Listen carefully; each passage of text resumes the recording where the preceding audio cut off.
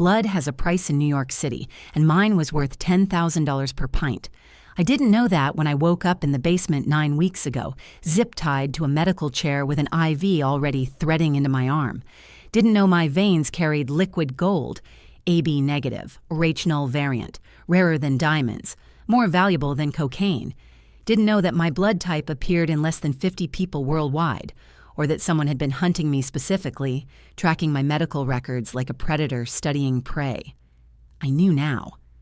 The mop clattered against Grand Central's marble floor as my knees unlocked.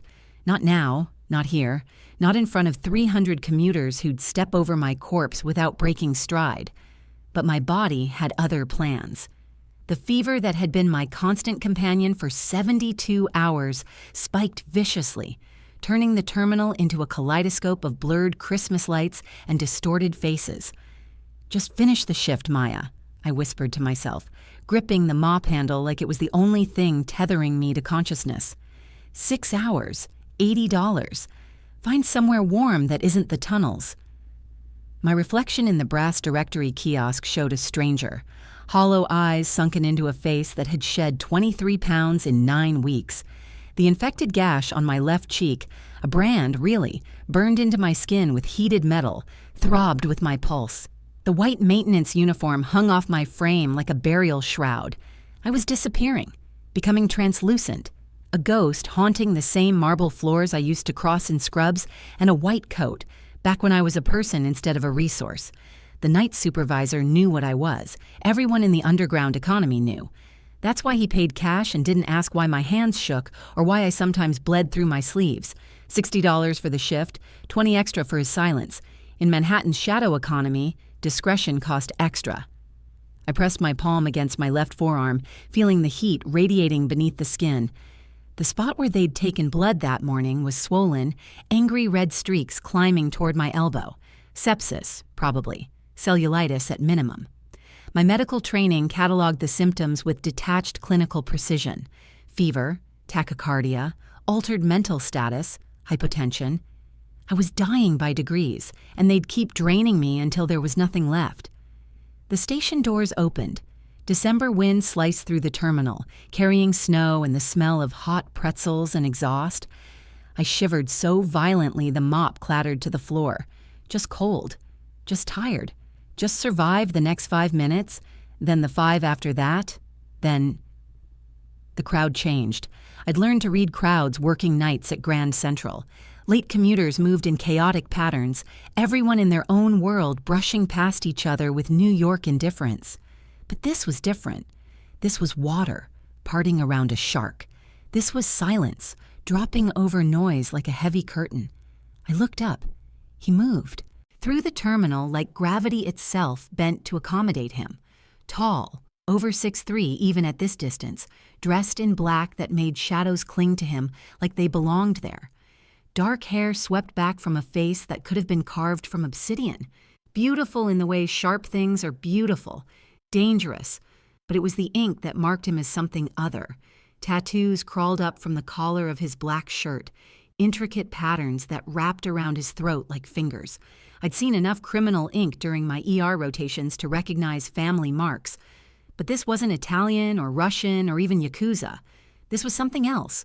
Korean, maybe. Elegant and lethal, the kind of tattoos that told a story written in violence. The crowd parted wider. Even the transit cops near the ticket windows looked away, suddenly fascinated by their phones. That kind of power, the kind that made authority itself flinch, wasn't earned through fear alone.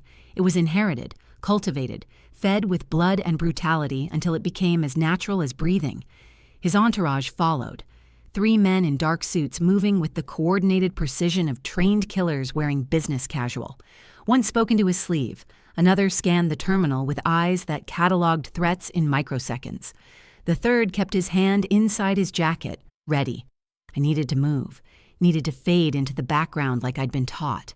Maintenance workers were furniture, seen but not noticed. Stay invisible. Stay safe. Stay... My legs buckled.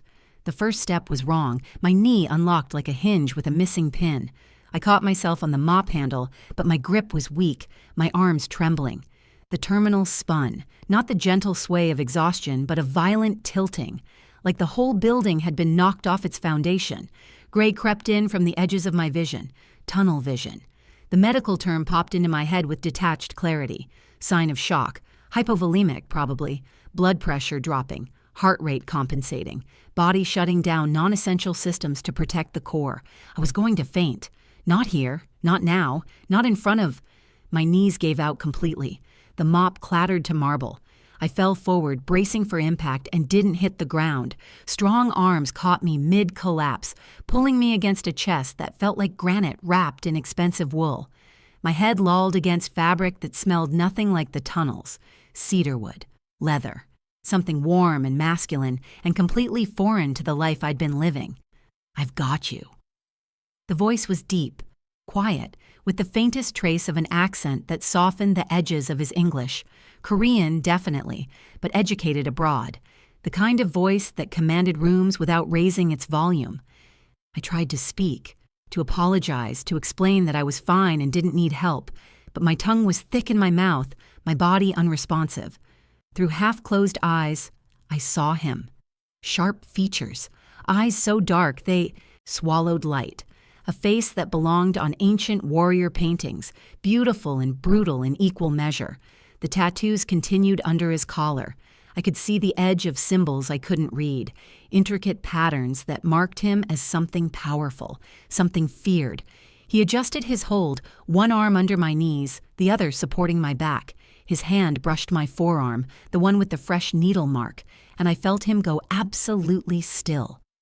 The world narrowed to that point of contact, his fingers warm against my fever-hot skin. The moment his thumb grazed the swollen puncture wound hidden beneath my sleeve. Then he pushed the fabric up. I tried to pull away, but I had no strength. Could only watch as he exposed the evidence I'd been hiding for 9 weeks. The needle marks in distinct patterns. 4 oval bruises the color of old wine, finger-shaped, unmistakable, and beneath them, the older scars. Track marks that looked like drug abuse, but told a different story to anyone who knew what to look for. His entire body went rigid, those dark eyes fixed on my arm with an intensity that should have terrified me. But there was no confusion in his gaze, no curiosity, recognition, like he'd seen this before, like he knew exactly what those marks meant, what they represented, who made them. His jaw clenched, the tattoos on his throat shifting as he swallowed. When he looked up at the crowd, at the commuters pretending not to watch, his face had transformed. The beautiful brutality became just brutal. A predator, identifying prey. He was scanning for someone, the handlers, the ones who always watched to make sure their livestock didn't run. Who did this? His voice had changed. Still quiet, but there was steel underneath now. Something ancient and dangerous lurking beneath the civilized surface. The kind of rage that burned cold instead of hot. I pulled weakly at my sleeve, trying to cover the evidence. Muscle memory. Hide it, deny it, survive. I'm fine, just clumsy. I fell... At me? The way he said it made clear he knew I was lying. His hand moved to my face, fingers gentle as they tilted my chin. His thumb brushed the edge of my bandage. And this? He pulled the gauze aside before I could stop him. I watched his face as he saw the brand. The infected, jagged scar that marked me as property. The Korean symbol burned into my cheek with a heated blade. His expression went absolutely cold, not angry, beyond anger, a kind of lethal calm that made my blood run ice cold despite the fever. "Vessel," he murmured in Korean, then louder to someone behind him. "Bring the car, now." "Wait." I tried to push away from him, to stand on my own, but my body was done obeying commands. I can't. I don't even know you." "My name is Dante Shin." He said it like it should mean something, like the name itself carried weight. When I just stared blankly, something that might have been approval flickered in those dark eyes. And right now, what you need is medical attention, food, and somewhere safe to recover. I can provide all 3. I have to... My voice cracked. I have to go back.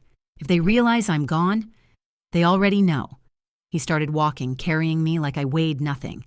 "They're watching right now, which means you can't go back. Not ever." The terminal blurred as he moved.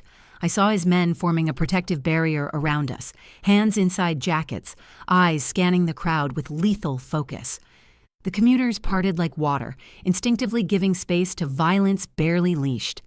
"This is kidnapping," I mumbled against his shoulder, too exhausted to fight.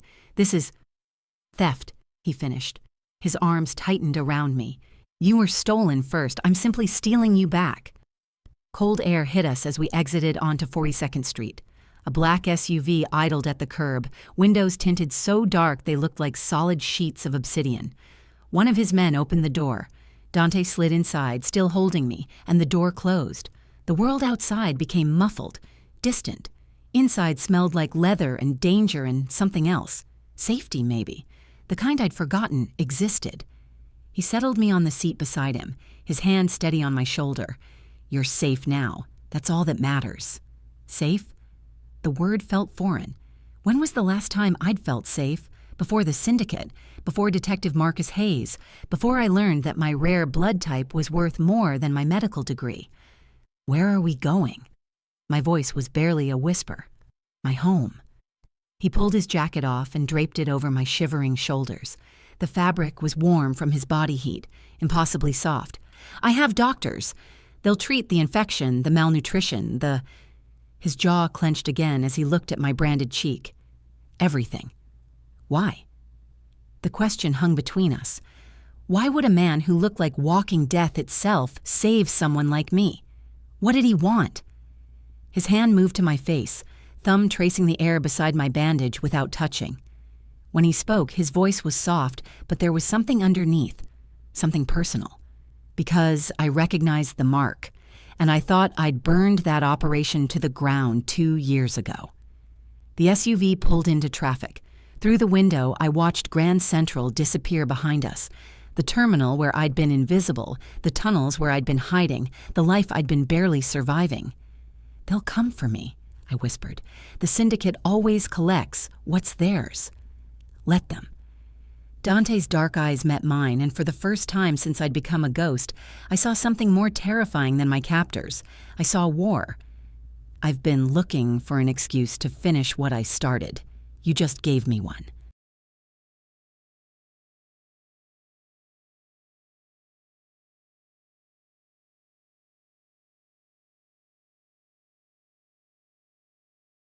I woke to silk.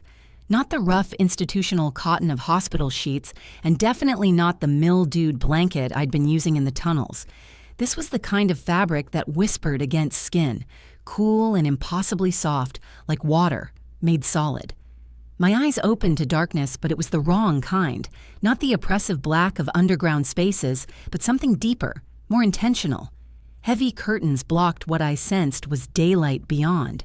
The air smelled clean, antiseptic sharp, but underneath it, something else. Cedarwood and leather, his scent. Panic should have hit immediately. Instead, my body registered comfort first. The absence of cold, of hunger pangs, of the constant low-grade terror that had become my baseline. The fever that had been consuming me felt distant, muted. An IV line ran into my left arm, the tape securing it applied with medical precision. I tried to sit up. My muscles screamed protest, weak, shaky, but functional. Better than they'd been in weeks. How long had I been unconscious? The room materialized as my eyes adjusted. Minimalist, expensive. Floor-to-ceiling windows hidden behind blackout curtains. Furniture that looked like it belonged in an architectural magazine. All clean lines and dark wood. A single piece of art on the wall, a traditional Korean ink painting of a tiger, its eyes seeming to follow movement even in the dimness. This wasn't a hospital. This was someone's home. His home. The door opened without warning. No knock, no announcement. Just the smooth click of a lock, disengaging. And then he was there, filling the doorway like he filled every space, with presence that felt almost physical. Dante's shin looked different in the filtered light seeping around the curtain's edges. Less like a walking shadow, more like a man, but no less dangerous. He wore black slacks and a white dress shirt, sleeves rolled to his elbows, exposing forearms corded with muscle and wrapped in more of that intricate ink. The tattoos continued up his arms in patterns that seemed to tell a story I couldn't read. His dark eyes found mine immediately, and I felt the weight of that gaze like a hand pressed to my chest. "You're awake." His voice was quieter than I remembered, almost gentle. "Don't try to move too quickly. You've been unconscious for 36 hours. 36 hours, a day and a half stolen from my life. Where am I? My home, Manhattan, the penthouse." He moved into the room with fluid grace, each step deliberate. "You needed medical care. I provided it."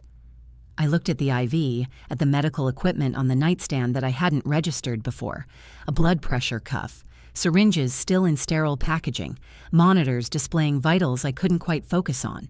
This wasn't just a bedroom. It was a private medical suite. "The syndicate," my voice cracked. "They'll find me. They always find—" "They won't."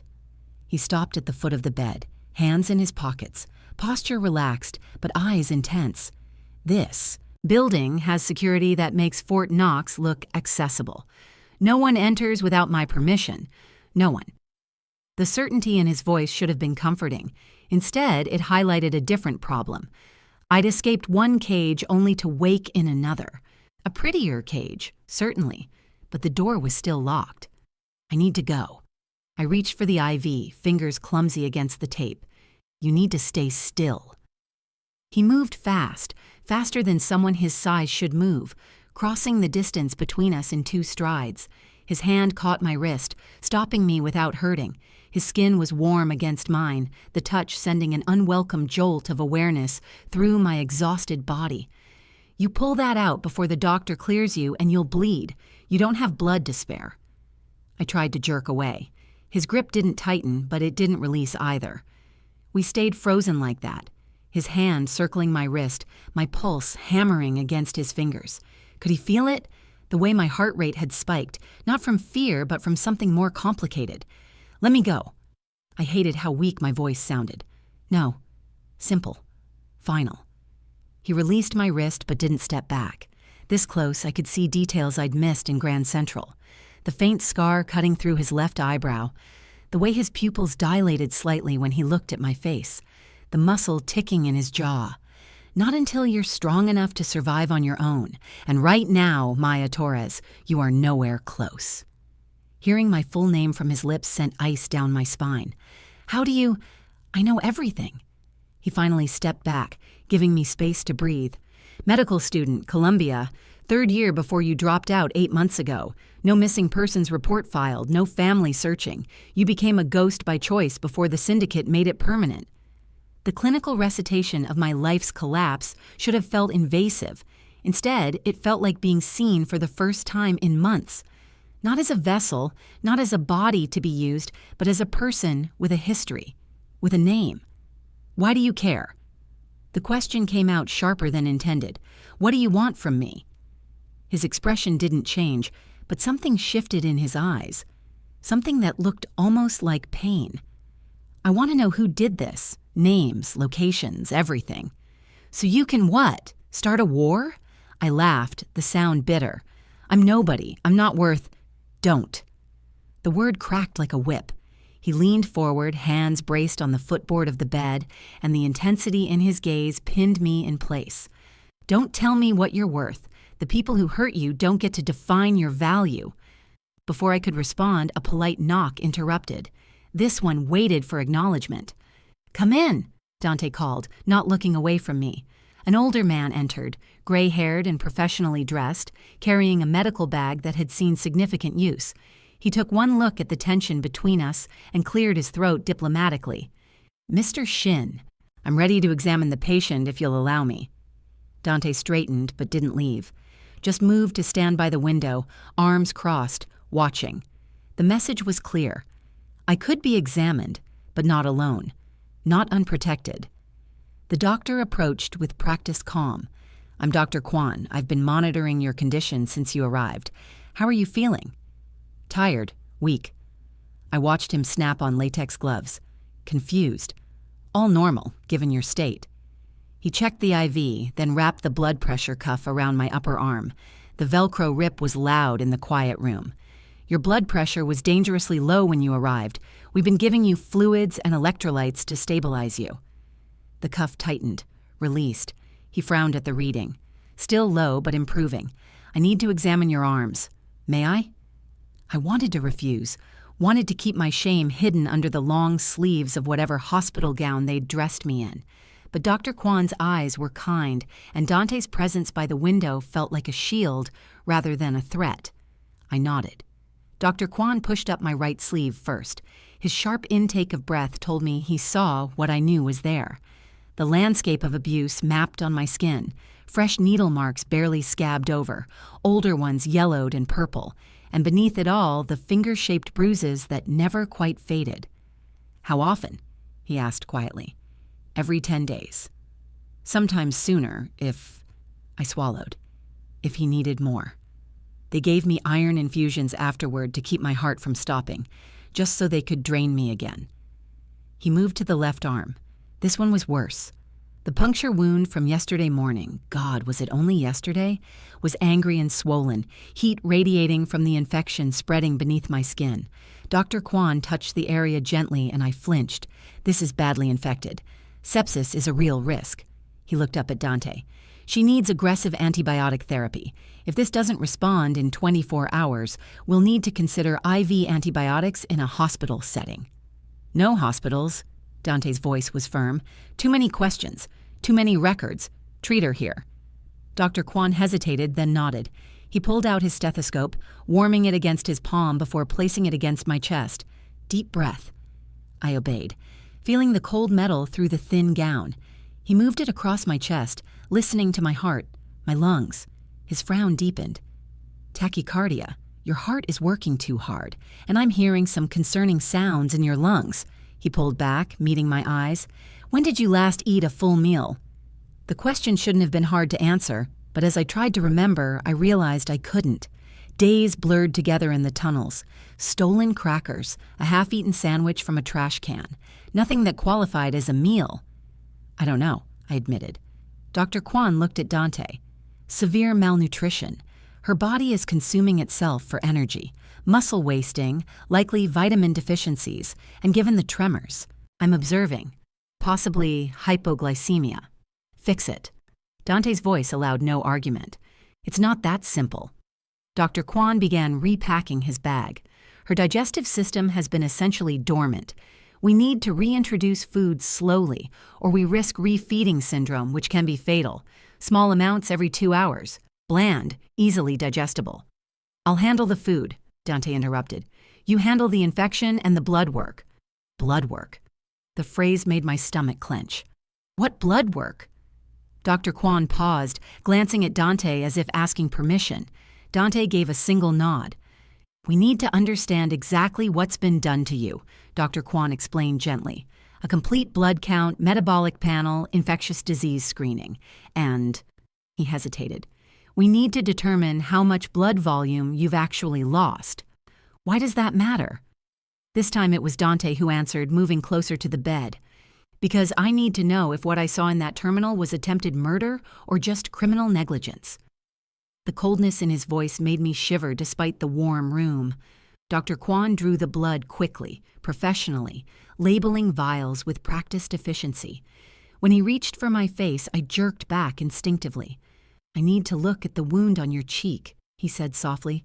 I won't hurt you. But his hands reaching for my face felt too much like other hands, violent hands holding me down while the brand burned into my skin. I couldn't stop the whimper that escaped. Dante was there instantly, kneeling beside the bed, positioning himself in my line of sight. Look at me. His voice was different now, not commanding, but grounding. Just at me, not him, me. I focused on his face, on the scar through his eyebrow, the sharp line of his jaw, the tattoos disappearing under his collar. Anything but the hands near my face. That's it, Dante murmured. Just keep your eyes on me. I felt the bandage peel away, felt the cool air hit the infected wound. Dr. Kwan's touch was gentle, but I gripped the sheets hard enough to hurt. Dante reached out slowly, telegraphing the movement, and rested his hand over mine, not grabbing, not restraining, just there, an anchor. This is very infected, Dr. Kwan said, his voice shaking with barely suppressed rage. And the scarring. This was deliberate. precise. Someone knew exactly how deep to cut to leave a permanent mark without causing immediate mortality. "Can you read it?" Dante asked. "It's Korean, the character for vessel or container. She's been branded as property." Dr. Kwan's voice shook. "Whoever did this is a medical professional. They understand anatomy, scarification techniques. This isn't street violence. This is The next time I woke, the curtains were open. Sunlight streamed through floor-to-ceiling windows, revealing a view of Manhattan that looked like a postcard. I could see Central Park from here, a rectangle of green in the urban jungle. This wasn't just a penthouse. This was the kind of residence that appeared in lifestyle magazines with captions like, "How the Other Half Lives." I sat up slowly, testing my body's response. Still weak, but the fog had lifted. The fever that had been my constant companion felt muted, manageable. My head was clear for the first time in weeks. The IV was gone from my arm, replaced by a small bandage over the puncture site. Someone had changed it while I slept. Someone had also changed my hospital gown for actual pajamas. Black silk, expensive, sized perfectly. The intimacy of that made my face heat. Whose hands had undressed me? Dressed me? Had Dante... "You're blushing." I jerked toward the voice. Dante sat in a chair by the window, so still I'd missed him entirely. He wore different clothes, charcoal slacks, black shirt unbuttoned at the collar, revealing more of the tattoos that seemed to cover most of his torso.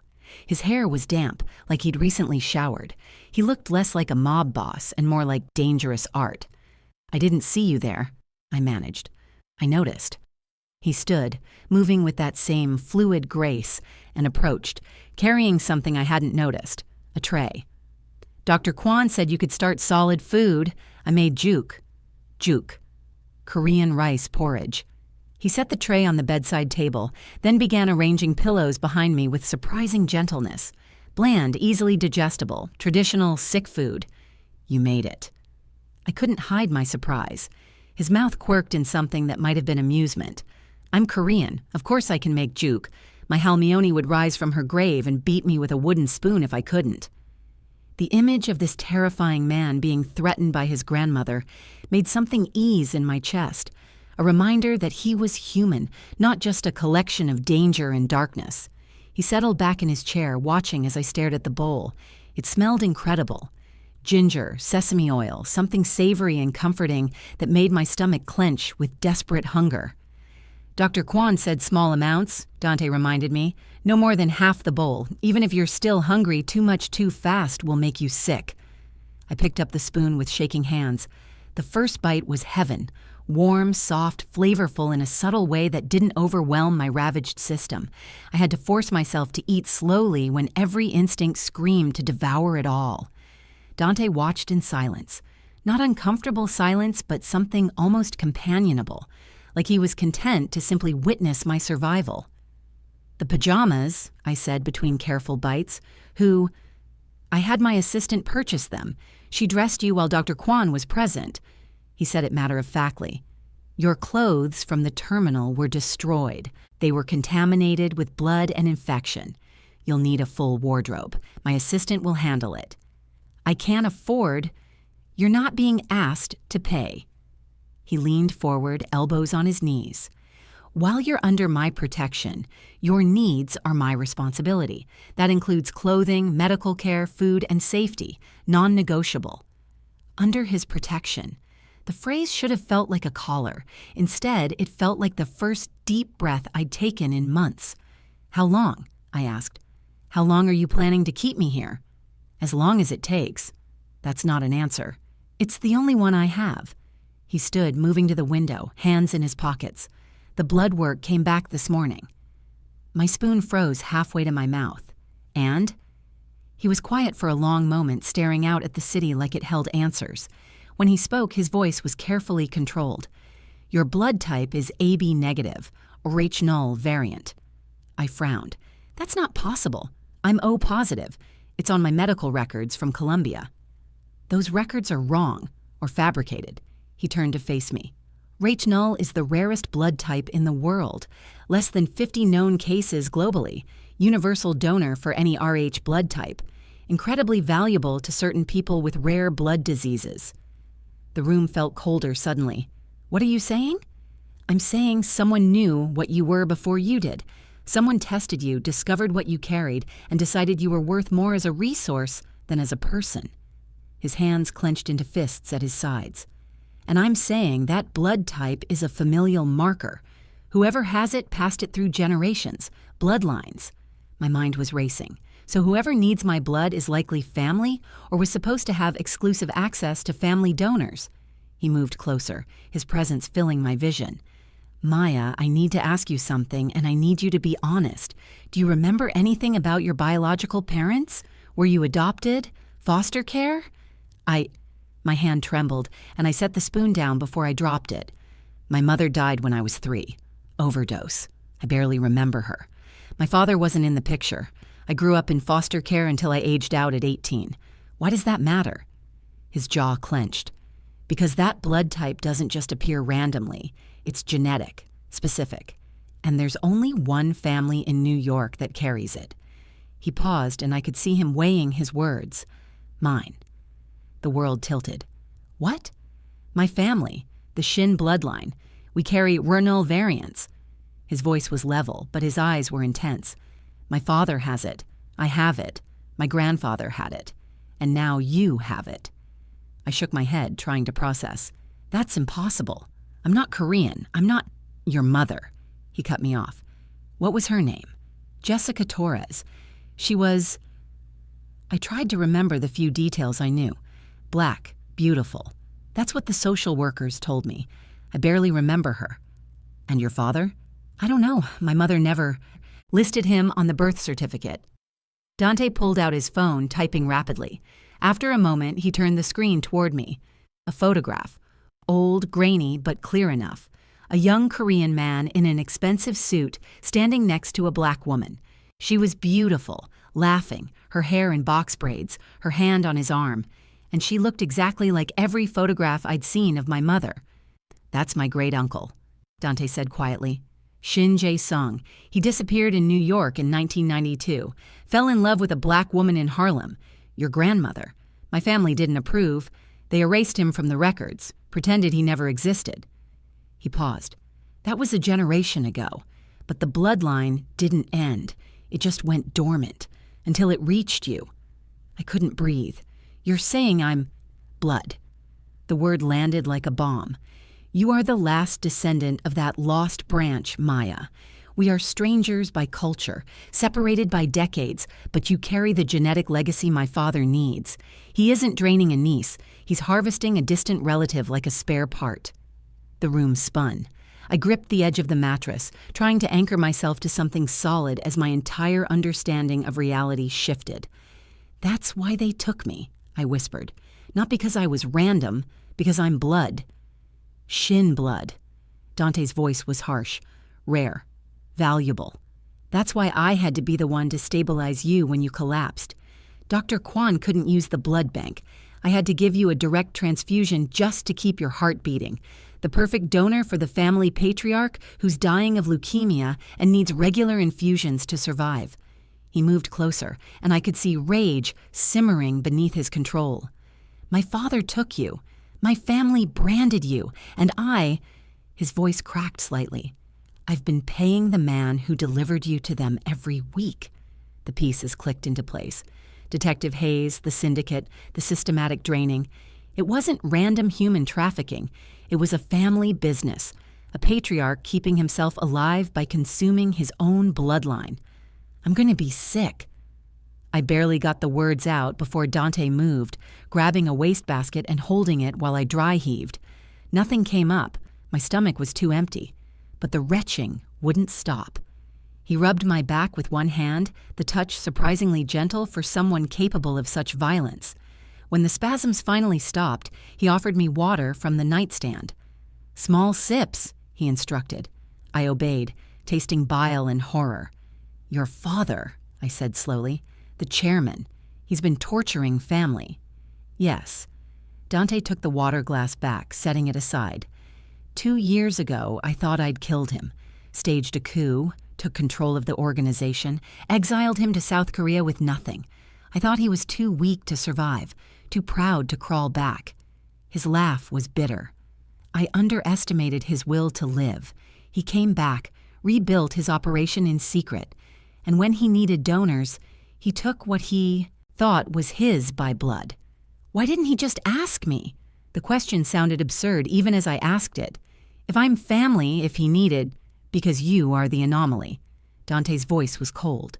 My father is obsessed with blood purity. He believes the R-null variant belongs only to the main line.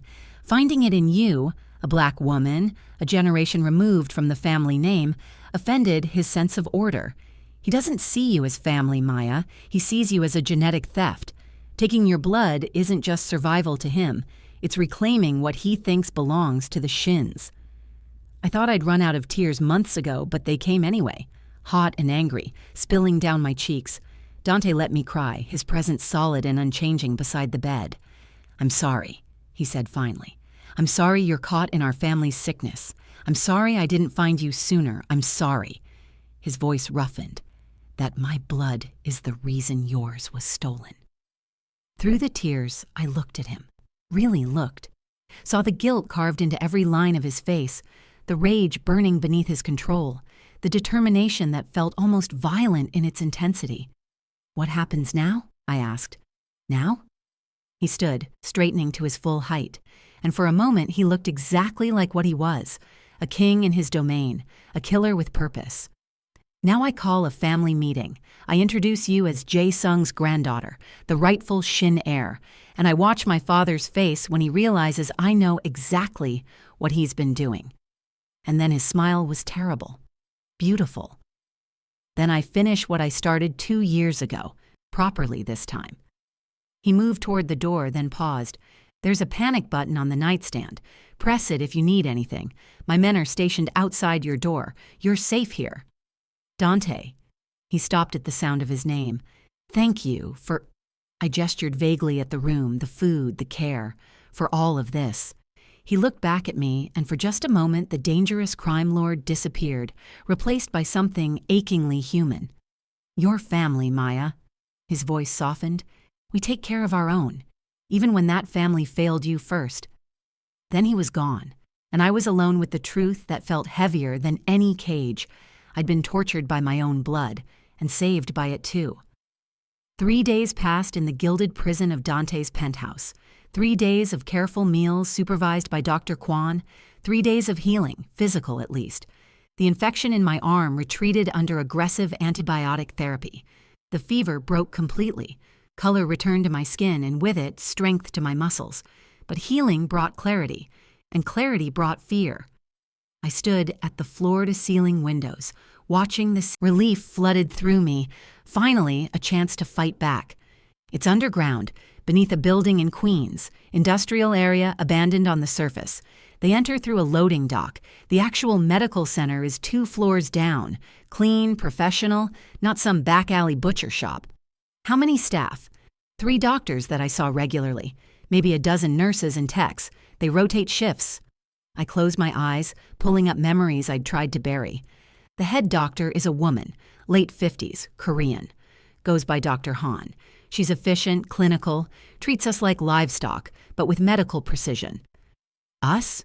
Dante's voice sharpened. There are others? At least 6 that I saw, all women, different ages, different races, all branded like me. The memory made my skin crawl. They keep us separated most of the time. Can't risk us organizing, I guess, but I saw them in the recovery room after donations. We'd lie there together, too weak to speak, just existing. Names? Do you know their names? I shook my head. We weren't allowed to talk. Any communication earned punishment. But I remember faces.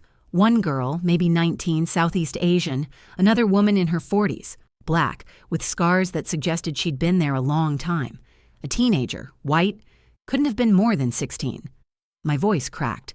They take anyone whose blood matches the type they need. Age doesn't matter. Consent doesn't matter. Just the blood. Dante's hands clenched into fists at his sides. The cops. You mentioned cops. I focused, pushing emotion aside for facts. Detective Hayes is the main transport.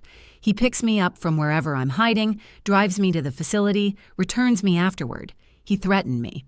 Said if I ran, he'd arrest me for prostitution, drug possession, whatever he could make stick. No one would believe a homeless drug addict over a decorated detective. Hayes. Dante pulled out his phone, typing rapidly. Marcus Hayes, Detective, Manhattan Precinct. On my payroll since I took control. 18 months. I've been paying him $5,000 a month for information on police investigations into my operations. He looked up, and his expression was carved from ice. I've been funding your torture. The guilt in his eyes was so raw it hurt to witness. You didn't know. I should have known. I should have vetted him better. I should have. He stopped himself, jaw clenched. He's dead. The moment I find him, he's dead. The casual certainty of violence should have frightened me. Instead, I felt something that might have been satisfaction. Dark, primitive. The desire to see your tormentor punished. There are others, I continued. Other cops who help with security at the facility. I don't know names, but I'd recognize faces, uniforms. They're careful, professional. This isn't just corruption. It's organized, systematic. Dante moved to the window, staring out at the city with the focus of a predator, selecting prey. My father always had a talent for corruption.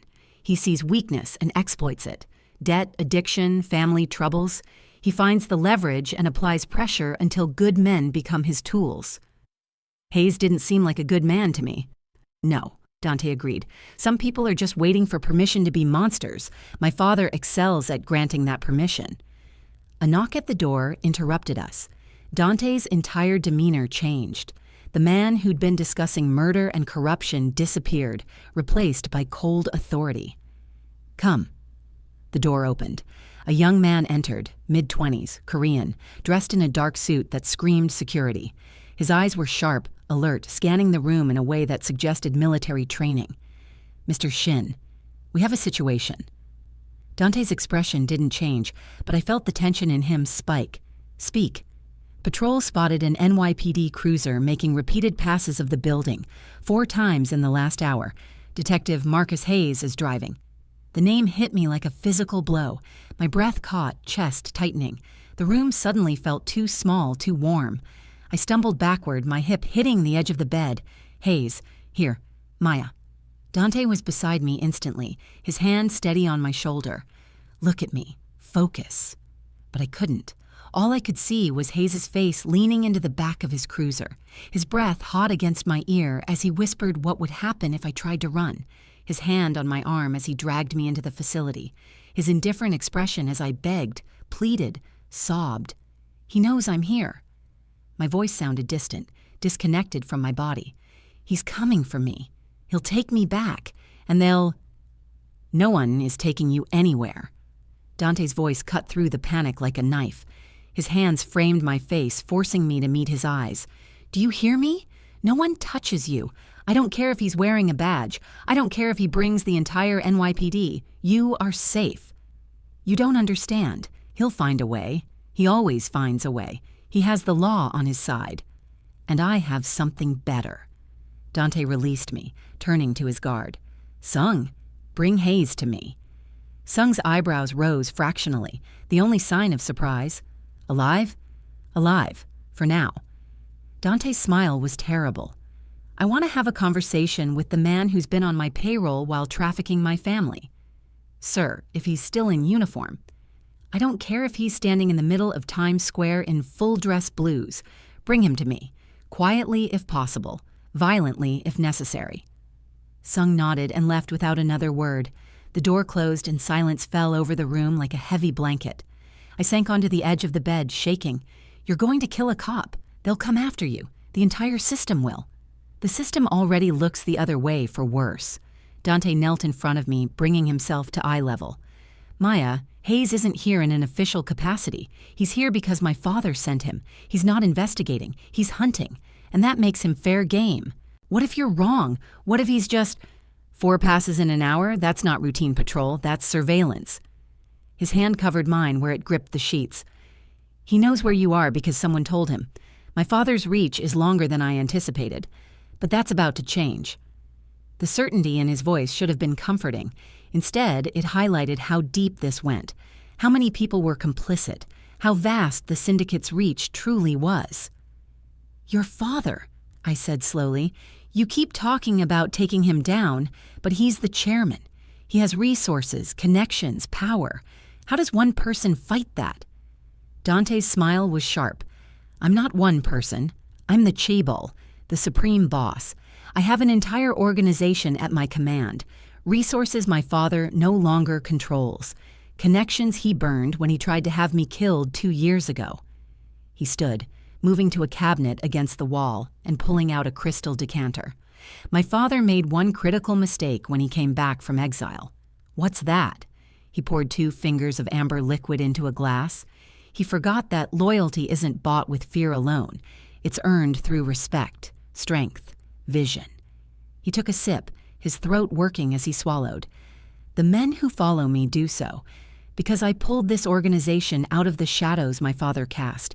I modernized, legitimized where possible, made us powerful rather than just feared. My father wants to return to the old ways, brutal, medieval, operating like it's still the 1980s. He turned, leaning against the cabinet. "The organization has chosen sides, and they chose me. But if the syndicate is his, the syndicate is a side project, a desperate old man's attempt to stay alive long enough to reclaim what he lost. It's funded off the books, staffed with mercenaries and corrupt officials he's blackmailed or bought." Dante's eyes met mine. "It's powerful, but it's not invincible. And now that I know it exists, I can dismantle it." "How?" "By removing every piece that supports it. Hayes is one piece. Dr. Hahn and her staff are others. The facility itself, the financial pipeline." He took another drink. "I cut off each resource until my father is isolated. Then I remove him. Permanently." The casual way he discussed patricide should have been shocking, but I'd learned enough about this world to understand. Family or not, the chairman was a threat, and threats were eliminated. "What do you need from me?" I asked. He looked surprised. "You've already given me enough. The facility location, the staff details, Hayes' involvement." "No." I stood, moving toward him with more confidence than I felt. "I mean, what do you need from me to help end this? I'm not sitting on the sidelines while you fight my battle." "Maya, I'm a 3rd-year med student." I cut him off. "I've done rotations in trauma surgery, emergency medicine, forensic pathology. I know how to read medical records, identify controlled substances, trace, pharmaceutical supply chains. If the syndicate is running a medical operation, I can help you understand it. Exploit it. Destroy it." He studied me for a long moment, and I could see him weighing risks against benefits. "You understand what you're offering? This isn't academics. This is war. People will die. Some of them might deserve it. Others will just be casualties." "I've been a casualty for 9 weeks." I held his gaze. "I'd rather be a soldier." Something in his expression shifted. Respect, maybe, or recognition. He set down his glass and closed the distance between us. This close, I could see the details I'd been cataloging unconsciously. The exact shade of his eyes, deep brown that looked black in certain light, the scar through his eyebrow, the way the tattoos on his neck seemed to pulse with his heartbeat. "You're not what I expected," he said quietly. "What did you expect?" "Broken, afraid, fragile." His hand lifted, and this time when he touched my face, his fingers actually made contact, warm skin against the unbandaged side of my cheek. "You're none of those things." "I am all of those things." My voice came out softer than intended. "But I'm also angry, and anger is better fuel than fear." His thumb traced my cheekbone, and I felt the touch everywhere. A current running through me that had nothing to do with terror, and everything to do with something far more dangerous. Attraction to a man who killed people, who discussed murder over breakfast, who held me with hands that had dealt death and offered them like they could also offer salvation. "Be careful with that anger," he murmured. "It burns hot, but fire consumes everything, including the person who wields it." "Then we'll burn together." The words hung between us, charged with meaning I hadn't intended. His eyes darkened, pupils dilating, and for a moment, I thought he might close the distance, might kiss me, might blur the lines between protector and something else entirely. Instead, he stepped back, breaking the moment. "When Sung brings Hayes," he said, his voice carefully controlled, "I want you there. I want you to see him powerless, afraid, facing consequences. Will you be strong enough for that?" I thought about Hayes's hands on me, his voice in my ear, his indifference to my suffering, and I felt that anger Dante had warned about burning bright and vicious in my chest. "I'll be strong enough." "Good." He moved toward the door, then paused. "Maya, what you said about burning together?" He looked back, and his expression was unreadable. "Be careful making promises to men like me. We have a tendency to hold people to them." Then he was gone, leaving me alone with the ghost of his touch on my face and the certainty that I'd just crossed a line I could never uncross. I was falling for the monster who'd saved me, and that might be more dangerous than anything the syndicate could do. The call came 3 hours later. I was in the library. "The facility in Queens," Dante continued conversationally. "Tell me about it." "I don't know what you're talking about." Hayes's voice shook despite the defiance. "I'm a cop. I don't—" Dante pressed harder. A thin line of blood appeared, crimson against pale skin. Hayes screamed. "That was just a scratch." Dante's tone remained calm. "Let me rephrase. Tell me about the facility or I'll take a finger, then another. Then we'll get creative." Okay. Hayes was gasping now, tears streaming down his face. "The facility, it's in Long Island City, beneath the old Steinway factory. The chairman runs it. I just transport the girls, that's all. I don't hurt anyone, I just drive." "You just drive?" Dante's voice was arctic. "You just transport kidnapped women to be systematically drained of blood. You just threaten them into silence. You just deliver them back to homelessness and hope they're too afraid to run." He leaned closer. "That's not innocence, detective. That's complicity." "I didn't have a choice." Hayes's voice broke. "The chairman had evidence. My gambling debts. Some things I did when I was younger. He said if I didn't cooperate, he'd ruin me, my career, my family, everything. So you chose to ruin others instead." Dante straightened, looking down at Hayes with something that might have been contempt. "Cowardice, dressed as necessity. How original." He turned to me. "Maya, do you have any questions for Detective Hayes?" I stepped closer, looking down at the man who'd haunted my nightmares, who'd dragged me to that facility twice a week for 9 weeks, who'd threatened me, terrorized me, treated me like cargo. "The other girls," I said. "Where does he take them after donations?" Hayes's eyes shifted away. "Look at her when she speaks." Dante's voice cracked like a whip.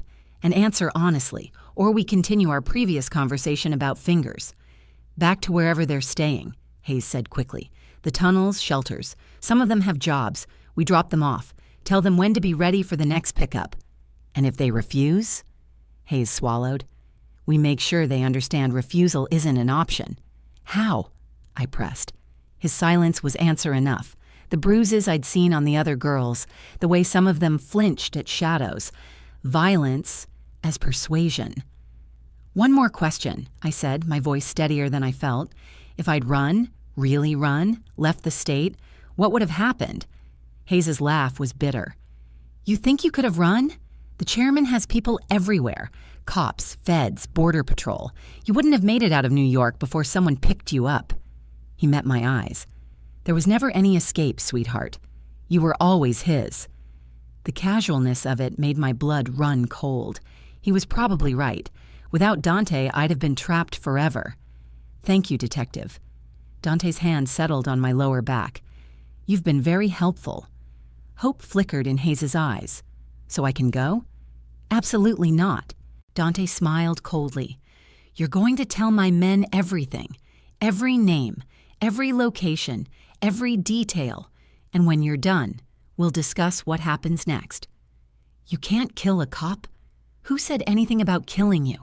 Death is release. I'm going to make sure you live long enough to regret every choice that brought you here." He guided me toward the door. As we stepped into the hallway, I heard Hayes start to sob. The door sealed behind us. "Are you all right?" Dante asked.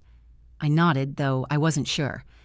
I thought seeing him afraid would feel better, like justice. But it doesn't change what happened.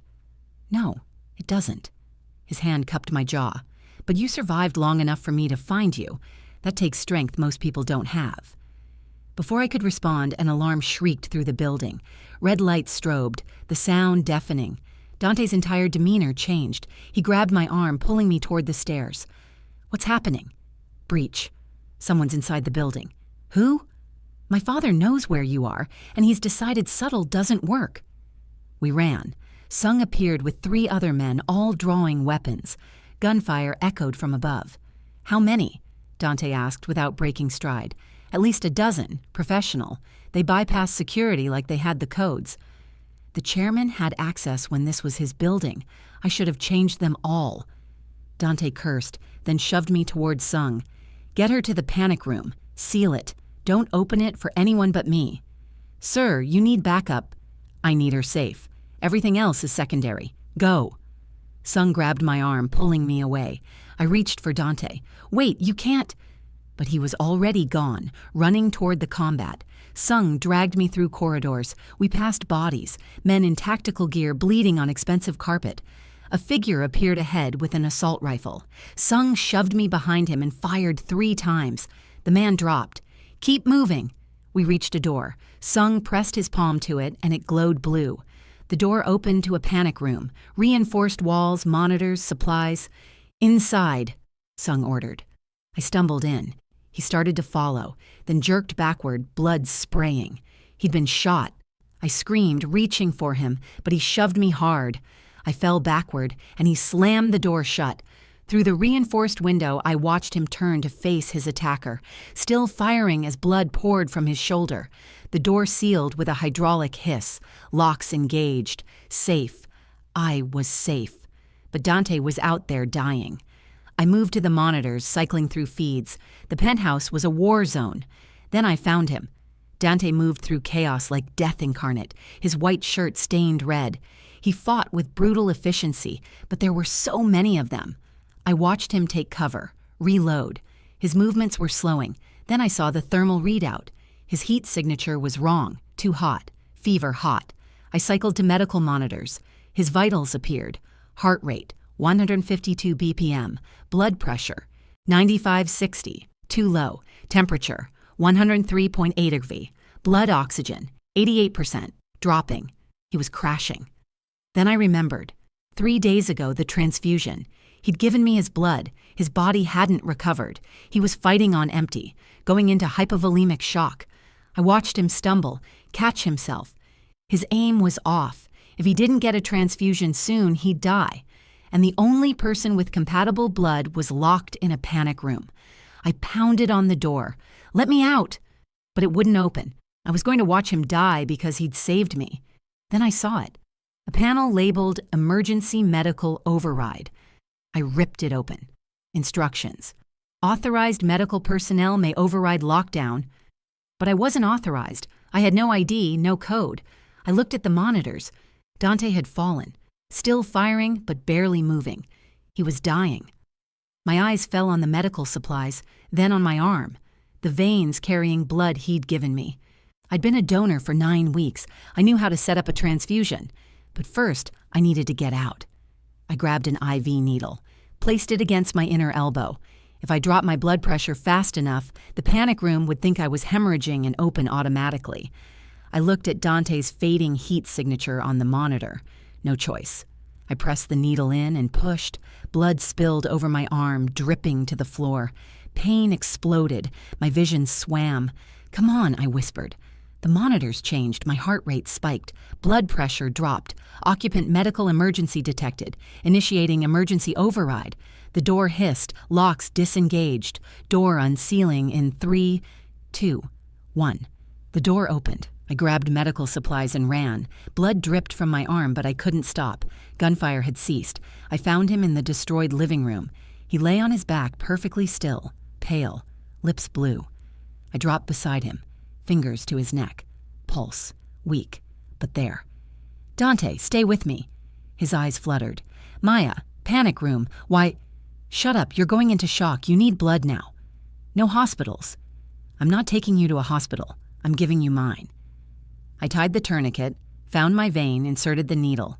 Blood flowed into the tube. Then I found his vein and connected the line. His blood given back to him. "This is insane," he whispered. "You'll kill yourself." "You gave me your blood when I needed it. Now I'm giving it back. Fair trade." His hand found mine. "You're impossible." "You walked into a fight 3 days after donating blood. What did you think would happen?" "I thought I'd win faster." I laughed despite everything. "You're dying and making jokes." "If I'm dying, at least it's looking at you." The words hit my chest. "You're not dying. I won't let you." His eyes unfocused. The transfusion was working, but not fast enough. "Maya, promise me. If I don't—" "No, don't you dare leave me. Promise you'll finish it. Destroy the syndicate. Free the others.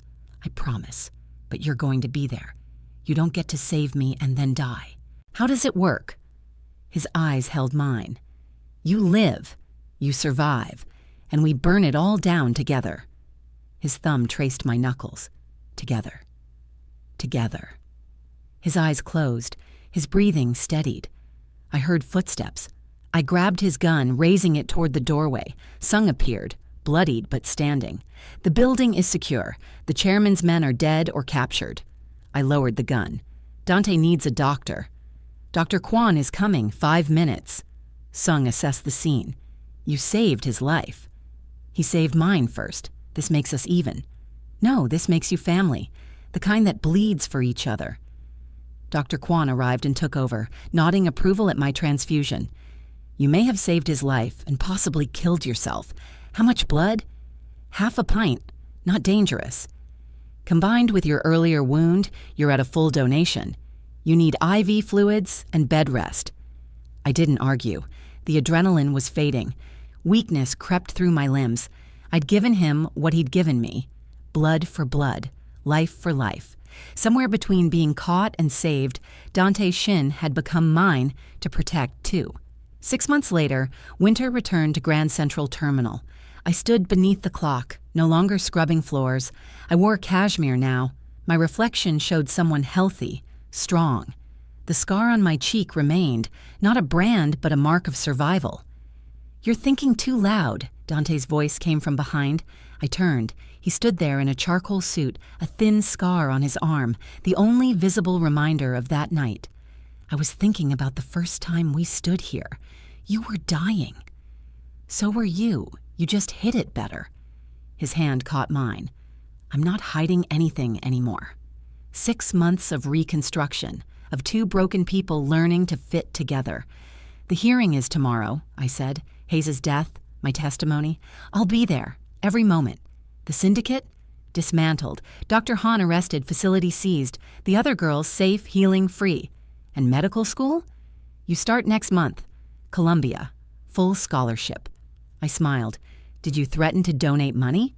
"I merely suggested they reconsider." Very politely. I laughed. Dante grew serious. "I'm going legitimate, transitioning the organization. It'll take years, but I don't want you tied to a criminal empire." "I knew what you were when you caught me. I chose you anyway." "You chose survival." "No, I chose you. There's a difference." "Maya, I love you. I know it's complicated. I know we're built on blood and trauma. But I don't care. I love you." "I love you too." He kissed me. A claiming, a promise. When he pulled back, his forehead pressed to mine. "I fell in love with you in that bunker, when you refused to let me die." "Yours," I agreed, "as long as you're mine." "Always." We stepped into December cold. A car waited. As we drove through Manhattan, past Grand Central, past the tunnels, past everything, Dante's arm came around me. "Where are we going?" "Home." Not a penthouse, not a fortress, just a brownstone in Brooklyn. Quiet, normal. We'd never be ordinary. We were blood and violence and survival, the ghost and the reaper.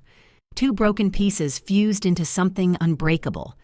I'd spent 9 weeks as a ghost, but he caught me when I fell. And now we stood strong enough that neither would fall alone. We were each other's salvation. And in this dark, violent world, that was the closest thing to grace we'd ever find.